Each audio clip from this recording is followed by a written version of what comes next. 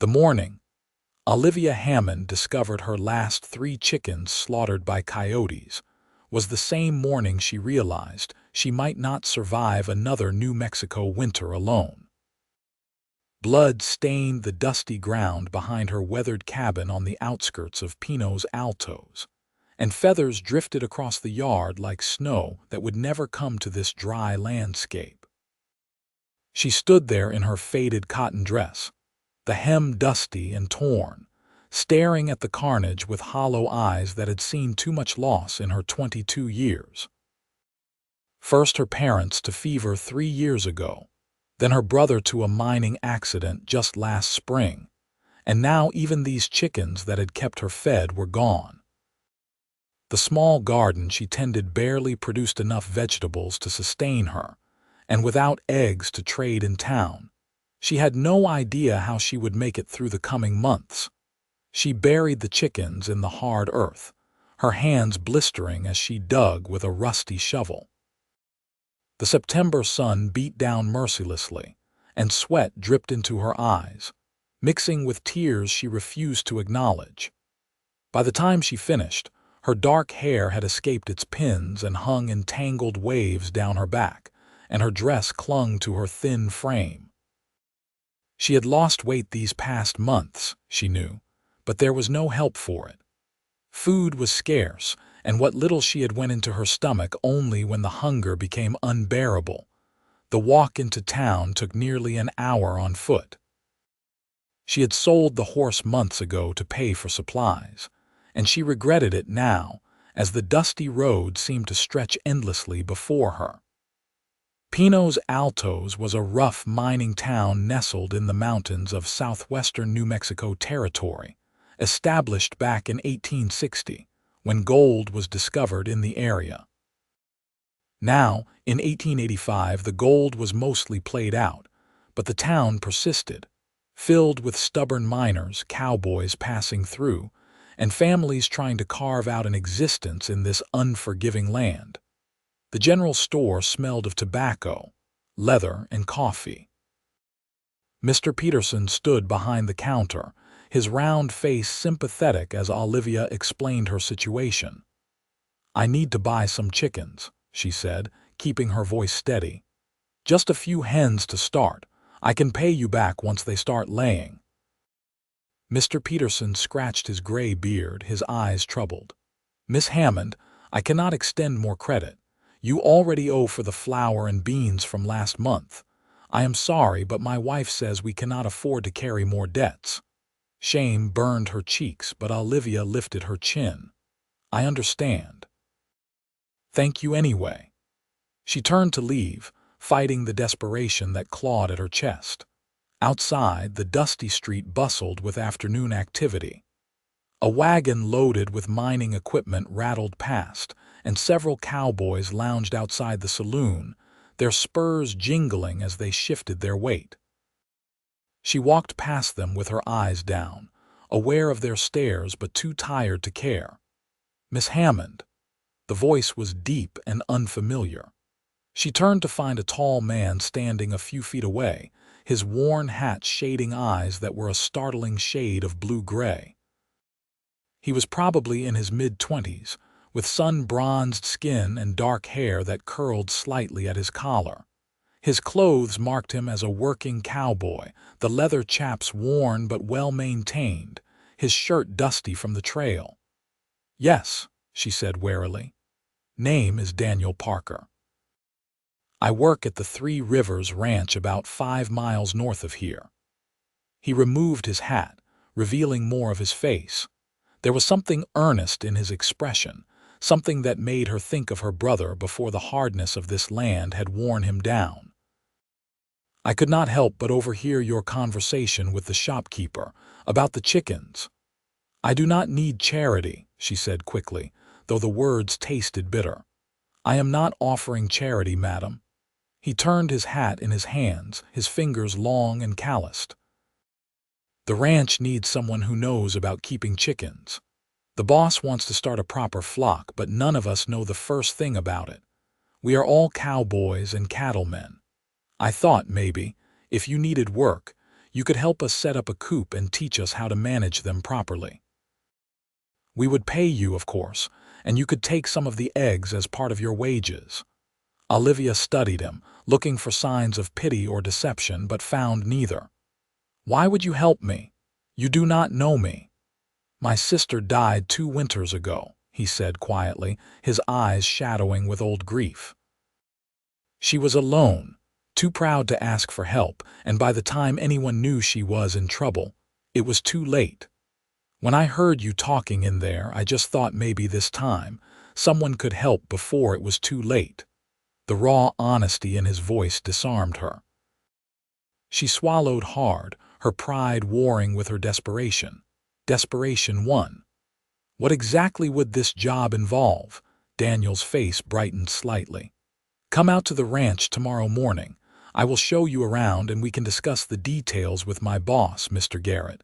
He is a fair man.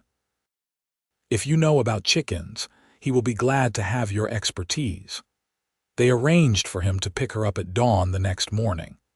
As she walked home, Olivia felt a small flutter of something she had not experienced in months, something that might have been hope.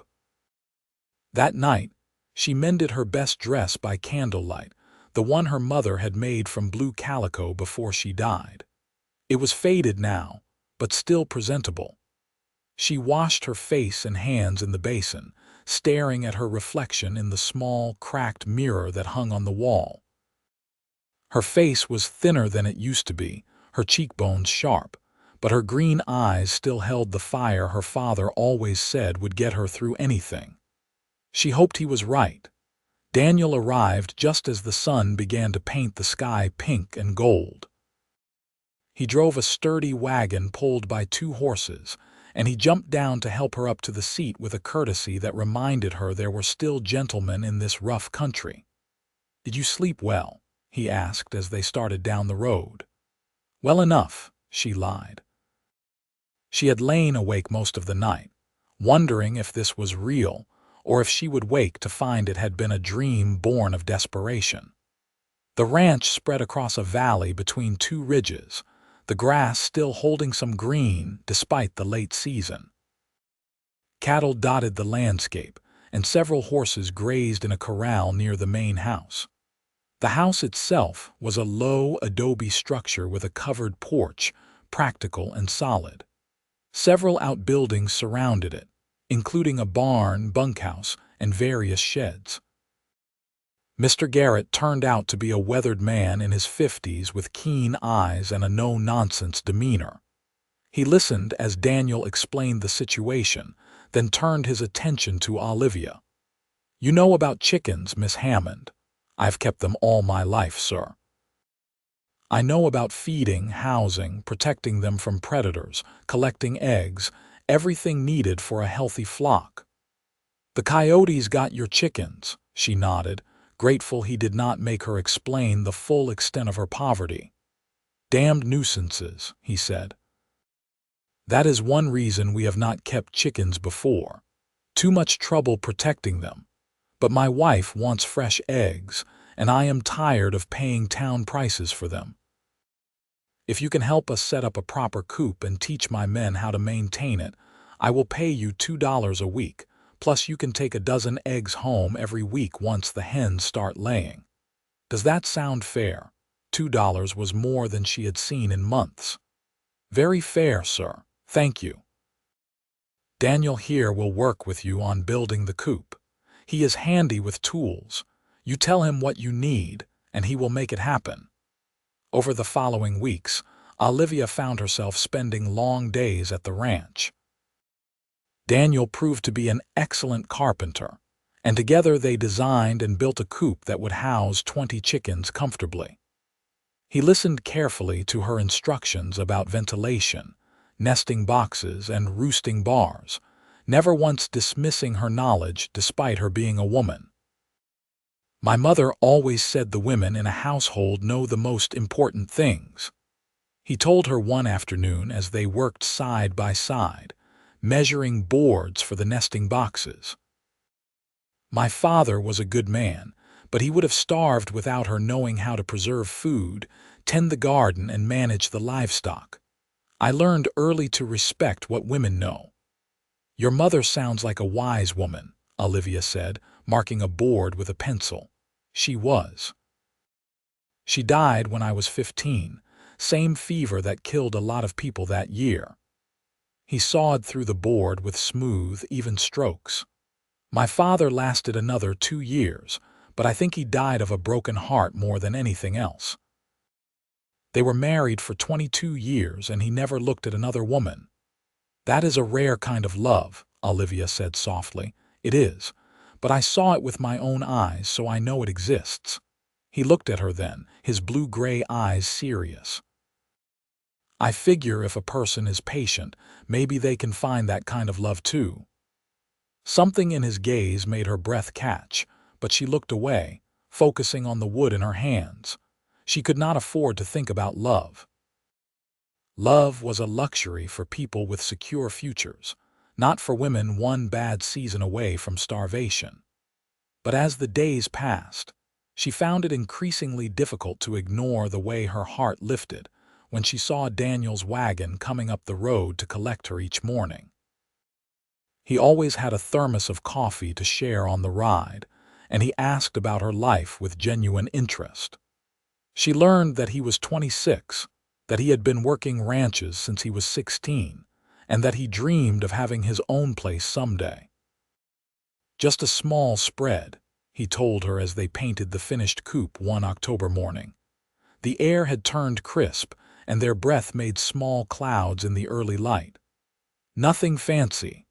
Enough land for some cattle, maybe some horses, a good house, a barn, and definitely a chicken coop.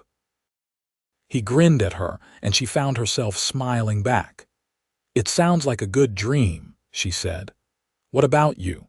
What do you dream about?" The question caught her off guard. She had spent so long just trying to survive that dream seemed like an indulgence. But as she thought about it, an image formed in her mind. A home that is truly mine, where I do not have to worry about making it through each winter. A garden that produces well. Maybe some chickens.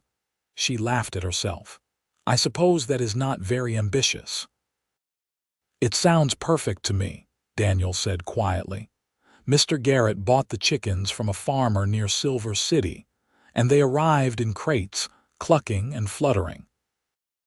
Olivia showed Daniel and several of the other ranch hands how to handle them properly, how to introduce them to their new home, and how to establish a feeding routine. She demonstrated how to check for eggs, how to spot signs of illness, and how to protect the birds from predators. "You are a good teacher," Daniel said one evening as they closed up the coop for the night. The chickens had settled on their roosts, their soft clucking a peaceful sound in the gathering darkness. "I had a good teacher myself. My mother could coax eggs from the most stubborn hen." Olivia smiled at the memory. She used to say that animals know when you care about them, and they respond accordingly. "I think people are the same way," Daniel said. He stood close to her, close enough that she could feel the warmth radiating from his body in the cool evening air. "They respond when someone genuinely cares." She looked up at him, her heart pounding. The last rays of sunlight caught his face, illuminating the planes and angles, the slight stubble on his jaw. She realized with a start that he was handsome, truly handsome, and that somewhere along the way she had begun to care for him far more than was wise. "Olivia," he said, and her name on his lips sounded like something precious. "I hope I am not speaking out of turn, but these past weeks, working with you, getting to know you, it has been the best time I have had in years. You are smart and capable and strong, and I find myself thinking about you all the time." "Daniel," she whispered, but she did not know what else to say. Fear and hope tangled in her chest, making it hard to breathe. "I know you have been through hard times. I know you are probably not thinking about anything beyond getting by, but I want you to know that I care about you. More than I probably should, given how short a time we have known each other. And if you ever feel the same way, even a little bit, I would count myself the luckiest man alive." She wanted to tell him that she did feel the same way, that she had been fighting her feelings for him because she was terrified of being hurt, of losing someone else she cared about. But the words stuck in her throat, trapped behind years of grief and fear. "I need time," she finally managed. "I need to think." "Of course," he said, though she saw the flicker of disappointment in his eyes. "Take all the time you need. I am not going anywhere." That night, lying in her narrow bed, Olivia stared at the ceiling and forced herself to confront the truth. She was falling in love with Daniel Parker. Maybe she had been falling in love with him since that first day in town when he had offered help without judgment. He was kind and hardworking, patient and genuine. He made her laugh, made her feel safe, made her believe that maybe life could be more than just surviving. But loving someone meant risking loss, and she had lost so much already. Could she bear to open her heart again, knowing it might be shattered? The following week, the chickens began laying. Olivia collected the first eggs with Daniel beside her, both of them grinning like children at the smooth, warm ovals cradled in the straw. "Look at that," Daniel said with satisfaction. "We did it. We actually did it." "Of course we did," Olivia said, carefully placing the eggs in a basket. "I told you they would start laying once they settled in. I never doubted you for a second." He paused, then added softly, "I never doubt you, Olivia." She looked at him, at his honest face and steady eyes, and something inside her shifted. Life was short and unpredictable. Her parents had not planned to die young. Her brother had not walked into the mine that morning expecting it to be his last day. If she had learned anything from all that loss, it should be that waiting for the perfect moment, the perfectly safe time to take a risk, was futile. The perfect moment never came. "Daniel," she said, setting down the basket, "that thing you said last week about caring for me, did you mean it?" "Every word," he said without hesitation. "I care for you too," she said, the words rushing out before her fear could stop them. "I have been trying not to because I am scared, but I cannot help it. These weeks working with you, they have been the happiest I have been since before my parents died. You make me feel like maybe I can do more than just survive. Maybe I can actually live again." His face transformed, joy lighting his features like the sun breaking through clouds. "Olivia, do you mean that?" "Yes," she said, and suddenly she was laughing and crying at the same time. "Yes, I mean it."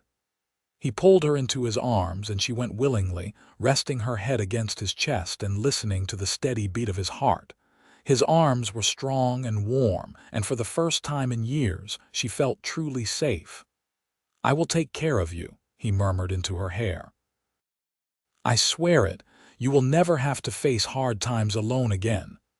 "We will take care of each other," she corrected, pulling back to look at him. "I am not looking for someone to rescue me. I am looking for a partner." "Partners," he agreed, and then he kissed her. It was a gentle kiss, sweet and full of promise. Olivia felt it all the way to her toes, a warmth that spread through her body and chased away the cold loneliness that had been her constant companion for so long. When they finally pulled apart, both breathing hard, Daniel cupped her face in his calloused hands. "I want to marry you, Olivia Hammond. I know it is fast, but I do not see the point in waiting when I know what I want." "What do you say?" "I say yes," she said without hesitation. "Yes, I will marry you." They told Mr. Garrett that evening, and the older man clapped Daniel on the shoulder with approval. "About time someone put a smile on your face, Parker. And you, Miss Hammond, you are getting a good man. He works hard and does not complain." "I know," Olivia said, looking at Daniel with love shining in her eyes. "I am a very lucky woman." "We should have a proper engagement," Mrs. Garrett said when she heard the news. She was a plump woman with graying hair and a kind face. "At least a month or two so we can plan a nice celebration." But Daniel shook his head. "With all respect, madam, I do not want to wait that long. I have waited my whole life for the right woman, and now that I have found her, I want to make her my wife as soon as possible." 2 weeks, Olivia said, compromising. "That will give us time to make arrangements, but not so long that we are just waiting for no reason." They were married on a crisp November morning in the small church in Pinos Altos. The miners and ranchers who made up the congregation filled the pews, most of them drawn by curiosity about the wedding of the orphaned Hammond girl and the quiet cowboy from the Three Rivers Ranch. Olivia wore her mother's wedding dress, carefully preserved in a trunk all these years. The ivory lace yellowed slightly with age, but still beautiful. Mrs. Garrett had lent her a veil, and several women from town had brought wildflowers to decorate the church. Daniel wore a new suit, the first he had owned in years, and when Olivia walked down the aisle on Mr. Garrett's arm, the look on his face made her breath catch. He gazed at her as though she were the most precious thing he had ever seen, and she knew with absolute certainty that she was making the right choice. "Dearly beloved," the minister began, and Olivia barely heard the rest of the ceremony. She was too focused on Daniel, on the feel of his hands holding hers, on the sound of his voice as he spoke his vows with quiet conviction. "I, Daniel Parker, take you, Olivia Hammond, to be my lawfully wedded wife. I promise to love you, honor you, and cherish you all the days of my life. In good times and bad, in sickness and health, I will stand by your side. You will never face the world alone again." Tears slipped down her cheeks as she spoke her own vows. "I, Olivia Hammond, take you, Daniel Parker, to be my lawfully wedded husband. I promise to love you, honor you, and cherish you all the days of my life. I promise to be your partner, your friend, and your support. Together, we will build a life worth living." When the minister pronounced them husband and wife, Daniel kissed her with such tenderness that several women in the congregation sighed audibly. Olivia clung to him, her heart so full she thought it might burst. The reception was held at the ranch, with tables set up outside and food contributed by everyone in attendance.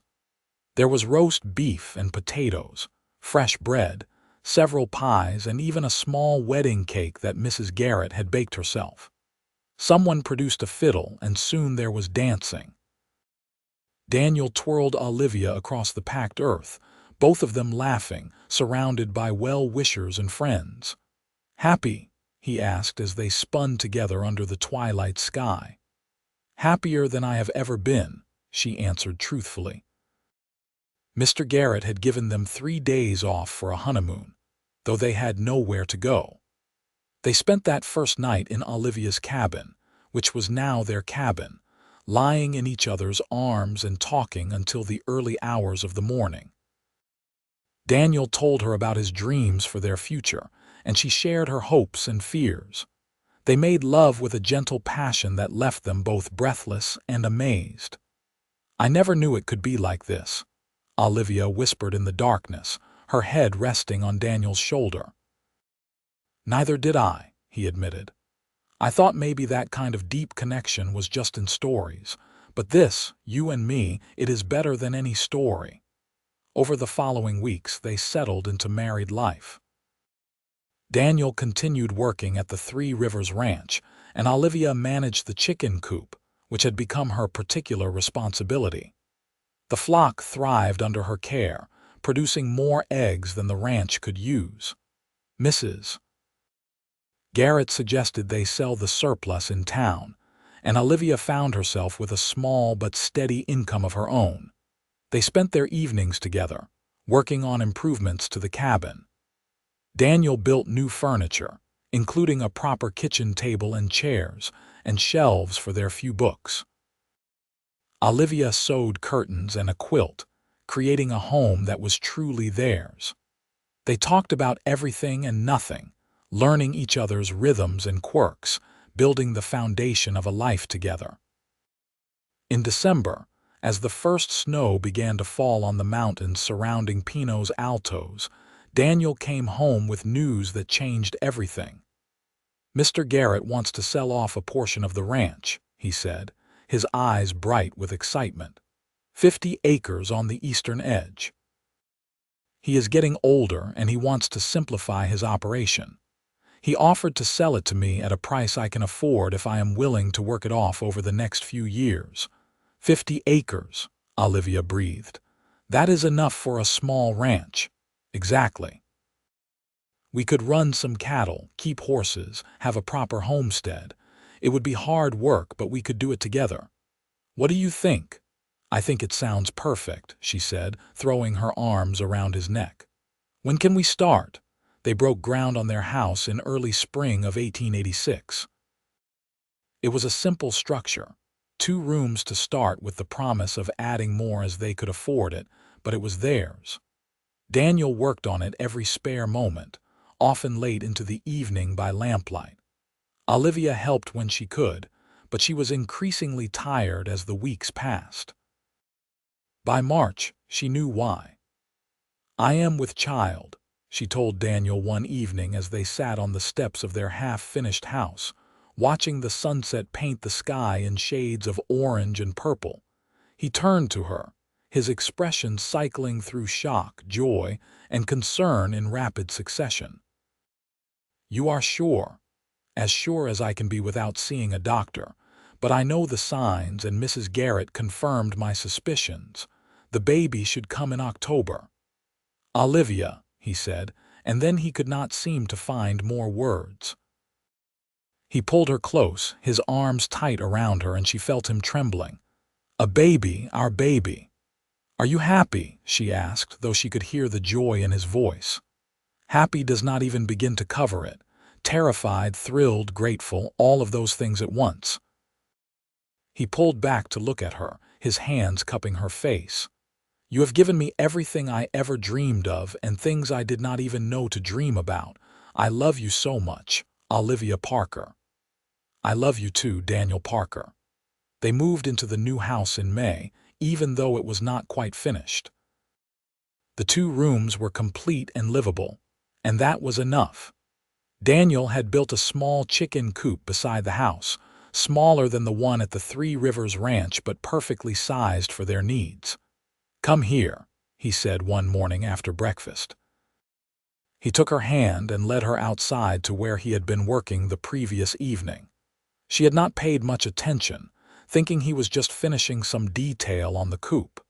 But now she saw what he had done. The coop was complete and freshly painted, and inside were 6 chickens, already clucking and scratching at the ground. He had even scattered feed for them. "Daniel," she said, tears springing to her eyes. "You bought chickens." "I did better than that," he said, pulling her close.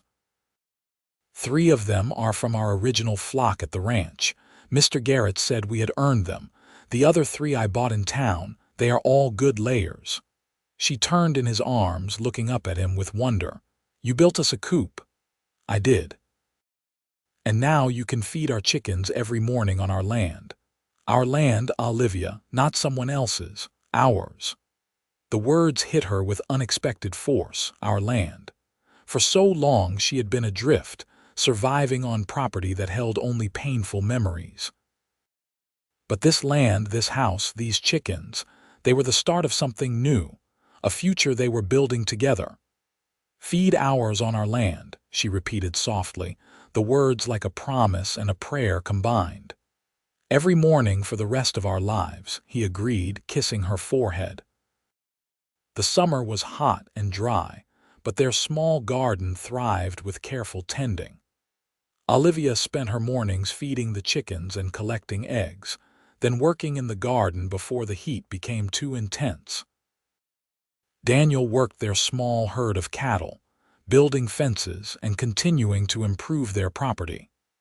They fell into bed exhausted every night, but happy by August. Olivia's belly had swelled unmistakably. The baby moved constantly, and Daniel loved to place his hand on her stomach and feel the kicks. "Strong one, this baby," he said one evening as they sat on their small porch, watching the stars emerge. "Takes after the mother. or the father, Olivia countered. You are one of the strongest men I know. Strong enough to build you the life you deserve, he said seriously. That is all I want, Olivia, to give you and this baby everything you need to be happy and safe. You already have, she assured him. This house, this land, this life we are building, it is more than I ever imagined for myself. But most of all, I have you. That is the greatest gift. In October, on a cool morning when the aspens had turned gold on the mountainsides, Olivia went into labor. Mrs. Garrett came to help, along with the midwife from town, and Daniel paced outside, wearing a path in the dirt. The labor was long and difficult, and there were moments when Olivia thought she could not endure another contraction. But Mrs. Garrett held her hand and encouraged her, and the memory of Daniel's love gave her strength. Finally, as the sun reached its zenith, the baby emerged with a lusty cry. A boy, the midwife announced, wrapping the infant in a clean blanket. A healthy baby boy. They let Daniel in, and Olivia would never forget the expression on his face when he first saw his son. Wonder and love and fierce protectiveness all mingled together. He is perfect, Daniel breathed, gently touching the baby's tiny hand. The infant's fingers curled around his father's finger, and Daniel's eyes filled with tears. Absolutely perfect. What should we name him? Olivia asked, exhausted but happy. I was thinking James, after my father, Daniel said, if that sits well with you. James Parker, Olivia tested the name. I like it. James Daniel Parker. James Daniel Parker, Daniel repeated, and Olivia heard the emotion in his voice. Hello, son. Welcome to the world. The first year of James's life passed in a blur of sleepless nights and overwhelming love. Olivia had never imagined the depth of feeling that came with motherhood, the fierce need to protect this small person who depended entirely on her and Daniel. Watching Daniel with their son was a daily revelation. He was patient and gentle, changing diapers without complaint, walking the floor with James when he fussed, singing lullabies in his deep voice. You are a natural father, Olivia told him one evening as she watched him rock James to sleep. I had a good example, Daniel said quietly. My father was always patient with us kids. I remember thinking, if I ever have children, I want to be like him, someone they can count on no matter what. James is lucky to have you, Olivia said. We both are. The ranch continued to grow. By 1888, they had expanded their herd and added more chickens. The original coop was now too small, so Daniel built a larger one, with Olivia directing the design based on everything she had learned over the years. The chicken flock became locally famous, with people coming from as far as Silver City to buy their eggs and sometimes the chickens themselves. You should write down everything you know, Daniel suggested one winter evening as they sat by the fire, James playing with wooden blocks on the floor. About raising chickens, I mean. Other people could benefit from your knowledge. You think people would be interested? Olivia asked doubtfully. I know they would. You are the best chicken keeper in the whole territory. Everyone says so. She did write it down, slowly and carefully, filling a notebook with everything she knew about selecting breeds, building coops, preventing disease, and maximizing egg production. To her surprise, the general store in Pinos Altos agreed to sell copies, and within a year, her little manual was being used by homesteaders throughout New Mexico territory and beyond. James grew into a sturdy toddler with his father's blue-gray eyes and his mother's dark hair. He followed Olivia around the chicken coop every morning, learning to scatter feed and check for eggs with his chubby hands. He called the chickens chick-chicks and laughed with delight when they pecked grain from his palm. In the spring of 1889, Olivia discovered she was pregnant again. This time, the news came with less shock and more quiet joy. They knew what to expect, though every pregnancy was different. "A brother or sister for James," Daniel said, pulling her into his arms. "Our family is growing." "It is," she agreed. "Sometimes I can hardly believe this is my life. 4 years ago, I was alone and desperate, not sure how I would survive the winter. Now I have you, James, this beautiful home and another baby on the way. It feels like a miracle." "Not a miracle," Daniel said, kissing her softly. "It is what you deserve, what we both deserve. We have worked hard for this life, and we will keep working to make it even better." Their daughter arrived in November, just as the first snows began to fall. The birth was easier than James's had been, and Catherine Margaret Parker came into the world with surprising calm, her eyes alert and curious from the start. "She looks like you," Daniel said, cradling his daughter with the same gentle confidence he showed with James. "Same green eyes, same stubborn chin." "That stubborn chin will serve her well," Olivia said with a tired smile.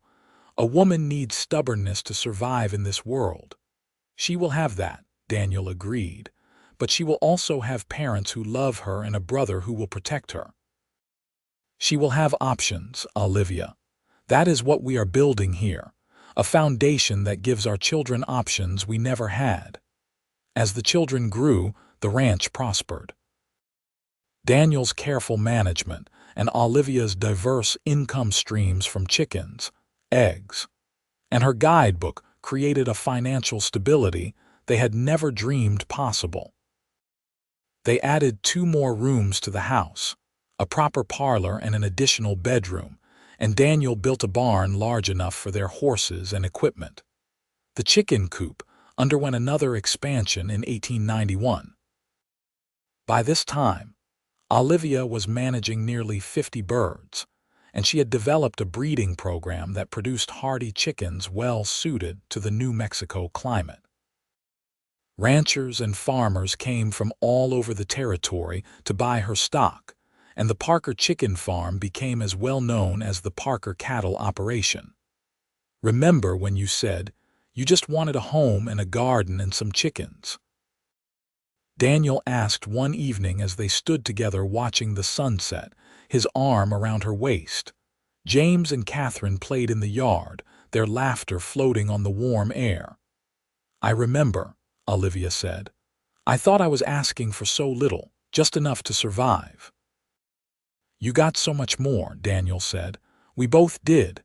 We got a life, a real life, not just survival but joy and purpose and love." "We got each other," Olivia said, turning to face him. "That is what made all the difference. I could have had land and chickens and a house, but without you, none of it would mean anything." He kissed her then, a kiss that held all the love and commitment of their years together. When they pulled apart, Catherine was tugging on Olivia's skirt. "Mama, can we feed the chicks?" she asked. She had picked up her brother's name for the chickens and refused to call them anything else. "It is almost bedtime, sweetheart," Olivia said. "Just a quick visit," Catherine pleaded, and James joined in with his own entreaties. Olivia looked at Daniel, who shrugged with a smile. A quick visit would not hurt. They walked to the coop together, the 4 of them, and Olivia opened the door to let the children scatter some feed. The chickens clucked and pecked, and Catherine giggled with delight. James, now 4 years old, took his job very seriously, making sure each chicken got its share. Daniel put his arm around Olivia, pulling her close. "This is everything," he said quietly. "Right here, right now. This is everything I ever wanted." "Me too," Olivia whispered. The years continued to roll past, each one bringing new challenges and new joys. There were hard times, of course, droughts that tested their resourcefulness and winters that seemed endless. But they faced everything together, drawing on the strength they had built during those early days when survival had been uncertain. In 1893, they added another son to their family, Michael, a robust baby with Daniel's dark hair and a temperament as sunny as a summer day. James adored his baby brother and appointed himself Michael's personal protector, while Catherine mothered him with the intensity only a 4-year-old girl could muster. The ranch continued to expand. Daniel bought another 50 acres from a neighbor who was moving east, and they now ran a substantial cattle operation alongside the thriving chicken business. They hired help during the busiest seasons, giving employment to several young men from town who needed the work. Olivia's chicken guide had gone through 3 printings, and she received letters from all over the West from people who had used her methods successfully.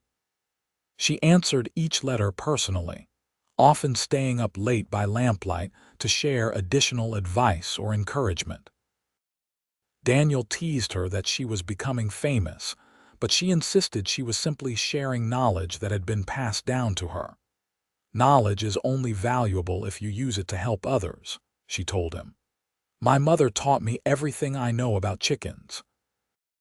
The least I can do is make sure that knowledge does not die with me."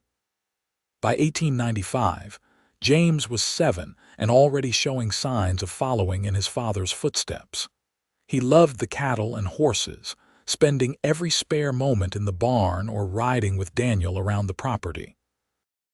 Catherine, at 6, was her mother's shadow, learning everything about the chickens and the garden. Michael, at 2, was into everything, his curiosity boundless and occasionally dangerous.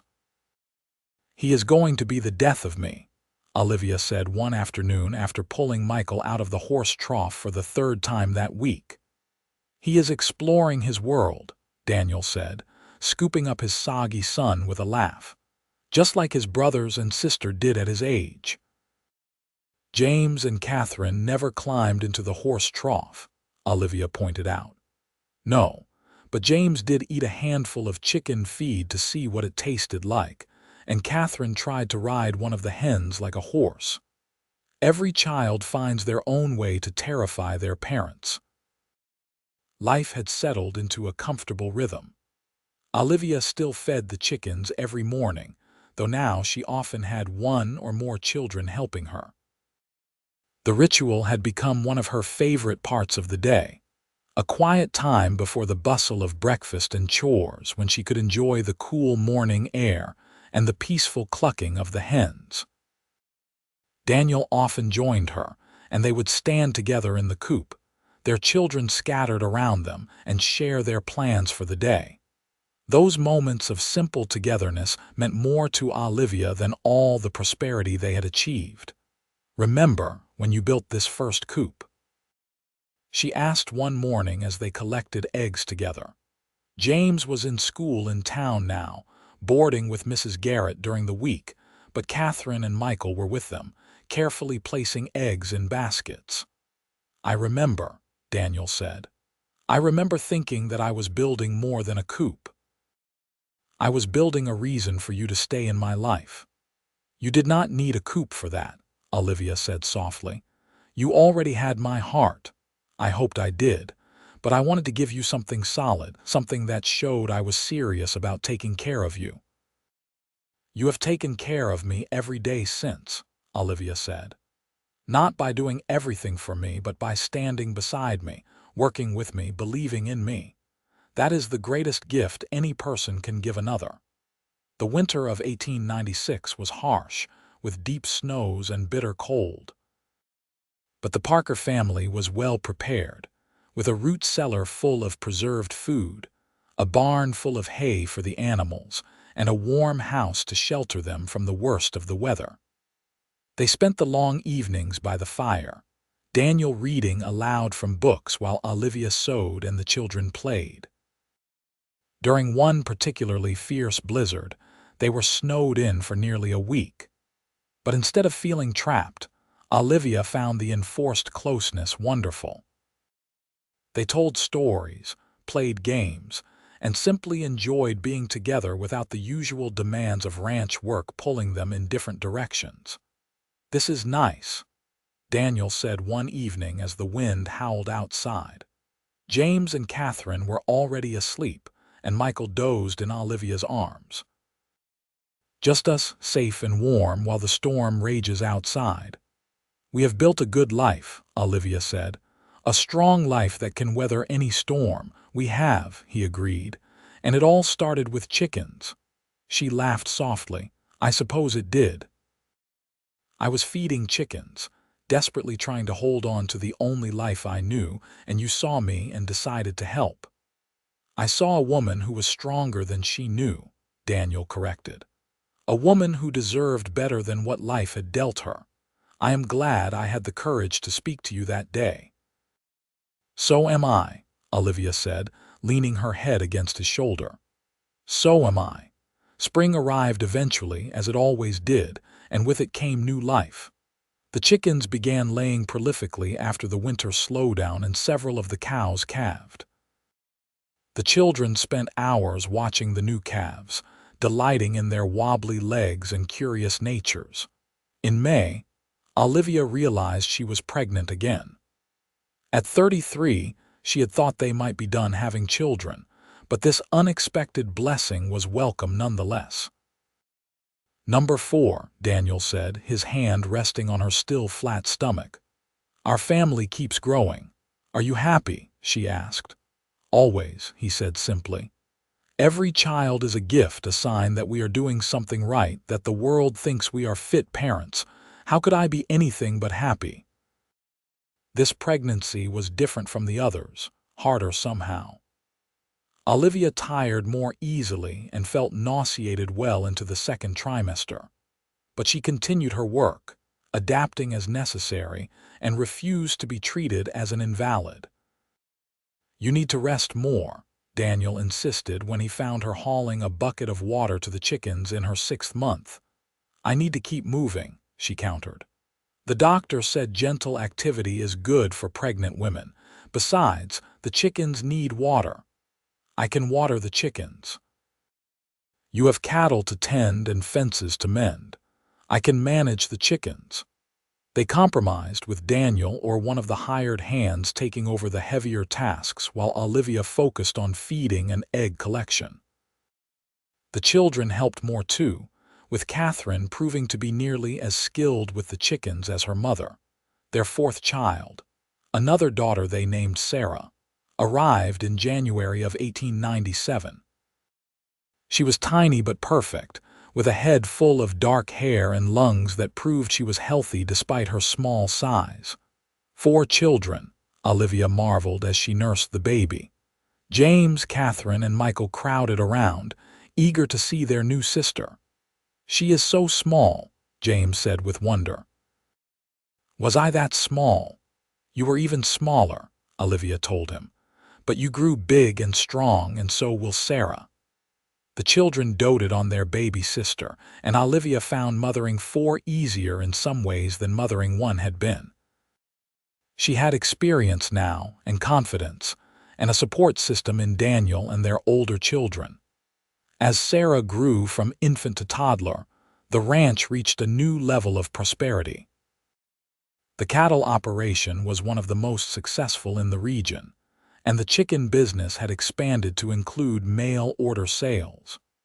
People from as far away as Texas and Colorado sent money and received shipments of Parker chickens, carefully crated and transported by rail. You have created an empire, Daniel told Olivia one evening as they reviewed their accounts. The chicken empire of New Mexico. Hardly an empire, she protested, but she was pleased nonetheless. Just a small business. A small business that employs 3 people full-time and brings in more money than the cattle some months, Daniel pointed out. You should be proud. I know I am proud of you. In 1900, as the new century dawned, Olivia stood in front of the chicken coop and marveled at how far they had come. The coop had been expanded twice more and now housed over 100 birds. A second, smaller coop held the breeding stock for her specialty lines. Several workers managed the day-to-day operations, though Olivia still did the morning feeding herself, unwilling to give up that ritual. Daniel found her there, as he often did, scattering grain while the chickens clucked and pecked around her feet. 15 years, he said, slipping his arms around her from behind. 15 years since I built that first coop and told you to feed ours on our land. 15 years, she echoed, leaning back against him. Sometimes it feels like a lifetime, and sometimes it feels like yesterday. We have 4 beautiful children, a thriving ranch, and more blessings than we can count, Daniel said. And it all started right here with you and me and a chicken coop. And your kindness, Olivia added. If you had not offered to help me that day in town, I do not know what would have happened to me. You would have survived, Daniel said with certainty. You are a survivor, Olivia. But I am glad I was there, glad I could be part of your survival and your success. They stood together in the morning light, surrounded by the sound of chickens and the familiar smells of the ranch. Their children would be up soon, clamoring for breakfast, and the day would unfold with all its usual demands and small joys. But for this moment, it was just the two of them as it had been in the beginning. I love you, Olivia said, turning in his arms to face him. I have loved you since the day you offered me hope when I had none. I will love you until the day I die. And I love you, Daniel said, cupping her face in his hands. You are my partner, my best friend, the mother of my children, and the love of my life. Every morning I wake up beside you. I thank God for the day I decided to speak to you in that general store. They kissed, a gentle kiss full of years of love and commitment, and when they pulled apart, Catherine was standing nearby with Michael and Sarah, all 3 of them grinning. Mama and Papa sitting in a tree, Catherine sang out, and the younger ones joined in with giggles. You rascals, Olivia said, but she was laughing. Come here and help me feed the chickens. These birds will not wait all day for their breakfast. The children rushed forward, and the morning routine continued. But as Olivia watched her family, her husband by her side and her children laughing around her, she felt a profound sense of gratitude and contentment. Life had been hard, so hard that there were times she had wanted to give up. But she had persevered, and she had been blessed beyond measure. The years continued to pass, each one building on the last. James grew into a fine young man who took over more and more of the cattle operation, showing a natural gift for ranching. Catherine remained devoted to the chickens, learning everything her mother could teach her and developing innovations of her own. Michael proved to have a talent with horses, training them with patience and skill. And Sarah, the baby, showed signs of inheriting both her mother's business sense and her father's determination. By 1905, when Olivia turned 42, the Parker Ranch was one of the most respected operations in southern New Mexico. They had weathered droughts, harsh winters, fluctuating cattle prices, and all the other challenges that came with ranching life. Through it all, their partnership had remained strong, built on mutual respect, shared work, and deep love. We should take a trip, Daniel suggested one evening. Just the 2 of us. The children are old enough to manage the ranch for a few weeks. We could go to California, see the ocean. Leave the ranch, Olivia said doubtfully. We have never both been gone at the same time. That is exactly why we should do it. We have spent 20 years building this place. We deserve to see something of the world together. They did take that trip in the spring of 1906, and it was like a second honeymoon. They stood on the beach in California, holding hands as the waves crashed against the shore, and marveled at the vastness of the ocean. They ate in restaurants, slept in hotels, and for 2 glorious weeks had no responsibilities beyond enjoying each other's company. We should have done this years ago, Olivia said as they watched the sun set over the Pacific. We were busy building a life, Daniel said. But you are right. We should make time for more of this. When they returned home, tanned and refreshed, They found the ranch running smoothly under their children's management. James had handled 2 small emergencies with maturity and good judgment. Catherine had successfully introduced a new breeding program for the chickens. Michael had trained 3 horses for sale, and Sarah, at 9, had kept meticulous records of everything that had happened in their absence. "They do not need us anymore," Olivia said with a mixture of pride and wistfulness. "They will always need us," Daniel corrected, "just differently. We are not their whole world anymore, but we are still important. That is how it should be. We raised them to be independent." As their children grew into adults and started families of their own, Olivia and Daniel found new roles as grandparents. James married a sweet girl from Silver City, and they had 3 children in quick succession. Catherine married one of the ranch hands, a quiet man named Thomas who adored her and shared her passion for poultry. They built a house on the edge of the Parker property and started their own chicken farm with Olivia's blessing and support. Michael took over a struggling ranch to the south, turning it around with hard work and the skills his father had taught him. And Sarah, surprising everyone, went to teachers' college and came back to open a school in Pinos Altos, determined to give the next generation the education she felt was so important. "We have raised good people," Daniel said one evening as they sat on their porch, now grayed and weathered by time but still strong.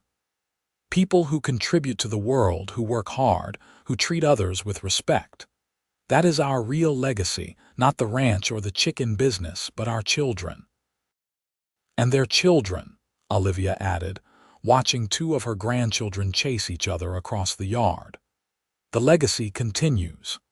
In 1910, as New Mexico prepared for statehood, Olivia and Daniel celebrated their 25th wedding anniversary. Their children organized a party at the ranch, inviting everyone they had known over the years. The house and yard filled with friends, neighbors, former employees, and several people who had traveled long distances just to celebrate with them. 25 years, Olivia said, standing beside Daniel as they greeted their guests. "How did we get so lucky?"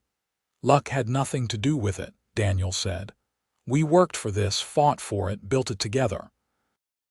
Luck might have brought us together, but everything after that was a choice, a commitment we made every single day." The party lasted well into the night, with music and dancing and more food than Olivia had ever seen in one place. People told stories about the early days of the ranch, about the famous Parker chickens, about Daniel's honesty in business and Olivia's generosity in sharing her knowledge. When the last guest had departed and they finally collapsed into bed, exhausted but happy, Daniel pulled Olivia close. "Thank you," he said softly. "For what?" she asked. "For saying yes. For taking a chance on me. For building this beautiful life with me. For loving me even when I was covered in dust and smelled like cattle. For being my partner in every way, for everything." "I should be thanking you," Olivia said. "You saved my life, Daniel, not just from poverty and hunger, but from loneliness and despair. You showed me that life could be more than just surviving, that it could be full of joy and purpose and love. You gave me a family, a home, a reason to wake up happy every morning." "We gave those things to each other," Daniel said, and Olivia heard the emotion in his voice. "I was just drifting before I met you, working and existing but not really living. You changed that. You made everything matter." They lay together in the darkness, holding each other as they had for 25 years. And Olivia thought about that morning so long ago when she had stood in her yard, staring at the dead chickens and wondering how she would survive. She thought about the desperate walk into town, the shame of asking for credit, and the moment when Daniel had spoken to her, offering not charity but opportunity. She thought about the first time she had fed the chickens in the coop he built, the moment when he had said those words that had become the foundation of their life together. Feed ours on our land, not his land, but theirs. From that first moment, he had made it clear that they were partners, that everything they built would be shared equally. That partnership had lasted through everything life threw at them. They had faced hardship and loss, celebrated victories and endured defeats, raised children and built businesses, and through it all, they had done it together. As she drifted off to sleep in her husband's arms, Olivia felt a profound sense of peace. She had lived a good life, a full life, a life that mattered. And she had lived it with the man she loved, the man who had seen her at her lowest point and chosen to lift her up rather than walk away. The years continued to flow past like water in the river. Daniel's hair turned completely white, and Olivia's face acquired lines that mapped out decades of laughter and worry. They slowed down, letting their children take over more of the ranch work, but they never stopped entirely. Olivia still fed the chickens most mornings, though now she often had a grandchild or two helping her. Daniel still rode out to check the cattle, though he no longer spent full days in the saddle. They became fixtures in Pino's altos, respected elders whose advice was sought on everything from ranching to raising children. Olivia's Chicken Guide was now in its 10th edition, updated over the years with new information and techniques. Young women starting out in farming or ranching often sought her out, and she gave her time generously, remembering what it was like to be alone and desperate with no one to turn to. In 1912, when New Mexico finally achieved statehood, there was a great celebration in Pino's altos. Olivia and Daniel attended, their children and grandchildren surrounding them, and watched as the new state flag was raised. They had been part of the territory for decades, had helped build communities and economies, and now they were witnessing the culmination of all that work. "We are New Mexicans now," Daniel said, squeezing Olivia's hand. "Official citizens of a real state." "We have always been New Mexicans," Olivia said. "This land has been our home for so long, the paperwork just makes it official." As they aged, their love deepened in ways Olivia had not anticipated. The passion of their early years had mellowed into something richer, more complex. They could communicate with a look, finish each other's sentences, and anticipate each other's needs. Their bodies might be slower, but their hearts remained entwined as tightly as ever. On their 30th anniversary in 1915, they stood together at the chicken coop, just as they had on so many mornings over the decades. The coop had been rebuilt and expanded multiple times and was now managed by Catherine and her husband, but Olivia still came here most mornings to feed the birds. 30 years, Daniel said, watching Olivia scatter grain with practiced motions. 30 years since I told you to feed ours on our land. Best decision you ever made, Olivia said with a smile. Best decision we both made, he corrected. You could have said no. You could have been too proud to accept help, but you were brave enough to take a chance. I was desperate enough to take a chance, she corrected with a laugh. Whatever the reason, I am grateful. Every single day I am grateful.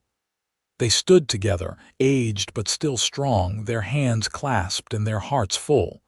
Around them, the ranch hummed with activity. Grandchildren ran and played. Cattle grazed in distant pastures. Chickens scratched and pecked. The land they had claimed together, had worked together, had built into something substantial, stretched out under the New Mexico sun. I love you, Olivia Parker, Daniel said, pulling her close. I have loved you for 30 years, and I will love you for 30 more if God grants us the time. And I love you, Daniel Parker, she said, resting her head against his chest and listening to the steady beat of his heart. Thank you for building me a coop. Thank you for giving me a reason to stay. Thank you for loving me. "Thank you for feeding our chickens," he said with a smile in his voice. "Thank you for making our house a home. Thank you for giving me a life worth living." They kissed, gentle and sweet, and around them the chickens clucked and the morning sun warmed the earth. Somewhere in the distance, a grandchild laughed and Olivia smiled against Daniel's lips. This was her life. This was their life. Built on the foundation of kindness and courage, sustained by love and hard work, enriched by family and community. It had not been easy, but it had been worth every struggle, every sacrifice, every moment of doubt. She had fed chickens every morning for decades now, on land that belonged to her and the man she loved. And she would continue to feed them every morning for as long as she was able, grateful for the simple routine that had become the symbol of everything good in her life. As they walked back to the house together, hand in hand, Olivia looked around at everything they had built and felt her heart swell with gratitude. She had been lost and alone, but love had found her. She had been hopeless, but partnership had given her purpose. She had been ready to give up, but courage had carried her through, and all of it, every good thing in her life, had started with a cowboy who built a coop and said the words that changed everything. "Feed ours on our land." Those words had been a promise, a commitment, a declaration of partnership. And Daniel had kept that promise every single day for 30 years. Together, they had fed their chickens, raised their children, built their ranch, and created a legacy that would last for generations. As evening fell and the family gathered for dinner, Olivia looked around the table at the faces she loved most in the world. Daniel sat beside her, his hand resting on her knee under the table. Their children, now grown with silver threading through their hair, laughed and talked with their own children. The grandchildren, ranging from teenagers to toddlers, filled the house with noise and energy. This was what mattered. Not the size of the ranch or the success of the business, but this: family, love, connection. The simple joy of sitting down to a meal with the people you loved, knowing that you had built something together that would outlast you both. After dinner, as Daniel and Olivia settled on the porch to watch the stars emerge, she turned to him with a thought that had been growing in her mind. "We should write down our story," she said.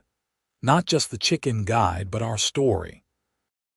How we met, how we built this ranch, what we learned along the way. It might help others who are starting out, who feel overwhelmed and alone." "I think that is a wonderful idea," Daniel said.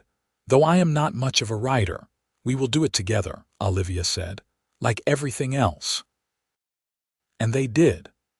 Over the following year, they spent their evenings recording their story, taking turns writing and correcting each other's memories. It became a labor of love, a way of preserving not just the facts of their life, but the feelings, the struggles, the triumphs. When they finished, they had a manuscript that told the story of a desperate woman and a kind cowboy who built a life together from almost nothing. They told about the chickens, of course, but also about love, partnership, perseverance, and faith. They shared their mistakes and their victories, their doubts and their certainties. Catherine helped them find a publisher, and in 1917 their book was released. It was not a bestseller, but it found its audience, people who were themselves struggling to make a life in difficult circumstances. Olivia received letters from all over the country, from women who saw themselves in her story and found hope in how it turned out. "We are inspiring people," Daniel said one evening after Olivia had read several letters aloud. "Our story is giving others courage." "Good," Olivia said simply. "That is how it should be. We were helped when we needed it. Now we can help others, even if just through words on a page." As they moved into their 60s, Olivia and Daniel gradually stepped back from active management of the ranch. James took over the cattle operation completely, proving himself a shrewd businessman and capable rancher. Catherine's chicken business had grown even larger than Olivia's had been, supplying birds and eggs throughout the Southwest. Michael's ranch was thriving and Sarah's school had become one of the best in the region. "We raised them well," Daniel said with satisfaction. "We did," Olivia agreed. "They are good people doing good work. What more could we ask for?" They spent more time together now, taking slow walks around the property, visiting with grandchildren, and simply enjoying each other's company. They had earned their rest, but they were not idle. There was always something to do, always someone who needed advice or help, always a grandchild who wanted to hear a story. On a warm June morning in 1920, as Olivia celebrated her 57th birthday, she stood in the chicken coop with Daniel beside her, just as they had done countless times over the decades. Her hands were gnarled with arthritis now, and his back was bent, but they were still there, still feeding the chickens together. 35 years, Daniel said. 35 years of feeding chickens on our land. Our land, Olivia repeated, loving the sound of those words as much now as she had the first time he said them. Always ours, never just mine or yours, but ours. That is the secret, Daniel said. Not just to a good marriage, but to a good life. Everything we did together. We shared the work and the rewards equally. We respected each other's contributions. We were partners in the truest sense. We were, Olivia agreed. We are, we always will be. They stood together in the morning light, aged but unbroken, weathered by time but still strong in the ways that mattered. The chickens clucked and pecked around their feet, oblivious to the significance of the moment, and somewhere in the distance, a grandchild called for them. "We should go," Olivia said reluctantly. "Breakfast will be ready soon." "One more moment," Daniel said, pulling her close. "Just one more moment here where it all started." She leaned against him, fitting perfectly into his arms as she had for 35 years, and closed her eyes. She could hear his heartbeat, smell the familiar scent of him, feel the strength in his embrace. This man had been her salvation, her partner, her love. He had built her a coop and given her a reason to keep living, and she had given him her heart and her loyalty in return. They had built a life together, a good life, a life that mattered. They had raised children and grandchildren, created businesses, helped their community, and loved each other through everything. It was not a perfect life. There were regrets and sorrows mixed in with the joys, but it was their life, and Olivia would not trade it for anything. As they walked back to the house, hand in hand, Olivia thought about all the mornings they had walked this path together. Thousands of mornings, each one precious, each one a gift. And if she was fortunate, there would be thousands more, always with Daniel by her side. The sun rose higher, warming the earth, and the ranch came alive with the sounds of a new day. Olivia smiled, content and grateful, knowing that whatever the future held, they would face it together, just as they always had. They had fed their chickens every morning on their land for 35 years, and God willing, they would feed them for many more. Together. Always together. And that was the best happy ending Olivia could imagine.